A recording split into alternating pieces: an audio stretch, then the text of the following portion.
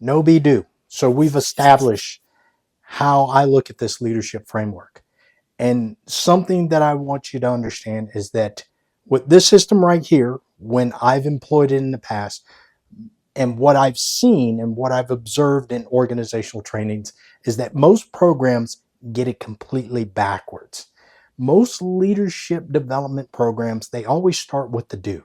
They present the tactics, the action plans, and the tools, but they never express how they work, how to employ them at the micro level, at that interpersonal level down on the line. And you get leaders that walk out and go down into their organizations and they're absolutely thrilled that they have these new tools. But when they get into their environment, and we're talking about the organizational environment, which are employees, sometimes the environment doesn't always cooperate because you're speaking a foreign language. You're all energized. Hey, I've got this new tool. I've got this new system. We've got these new action plans. This is the direction where we're going to go.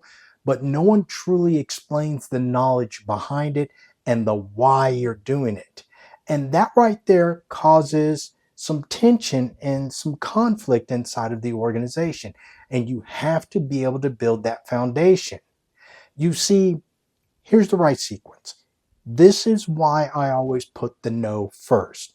You've got to be able to develop the competencies and the self-efficacy first to back your identity with the skills. The skills are developed from the knowledge. And you as a leader, you have to hone these skills and you have to develop them because you have to ask, what are your standards? Your standards are a reflection of the be, who you are as a leader.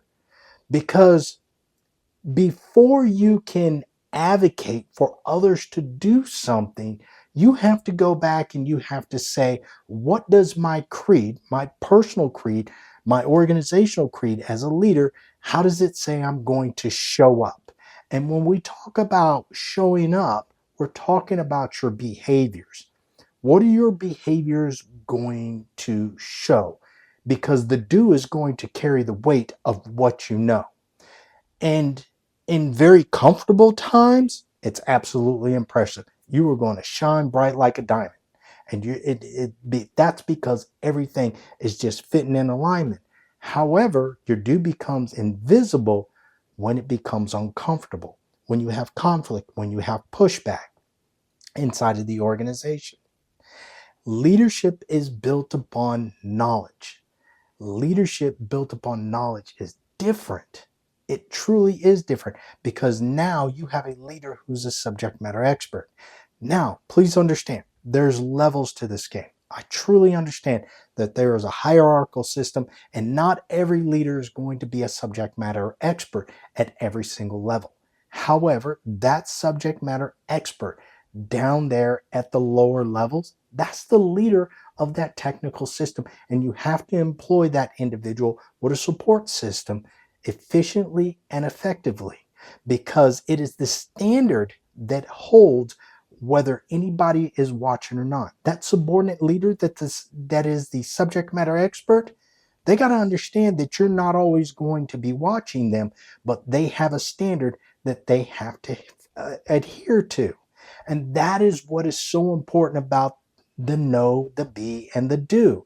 It's just simply not a model. It's a system of thinking and behaving inside of the workplace.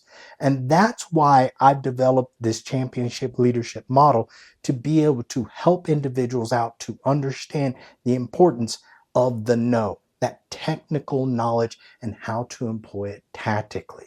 So I ask you, for this week, what's one standard you're holding? If you do have a standard, drop it in the comments. If you're thinking about a standard, drop it in the comments. And if you don't want to drop it in the comments, visit me at my website, shoot me an email, let me know what you're thinking about so we can chat back and forth. Maybe I might be able to help you out. I'm pretty sure I will be able to help you out.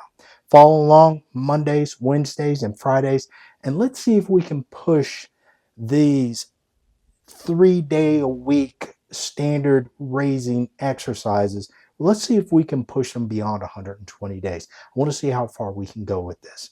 I thank you. I appreciate it. And I look forward to talking to you next week.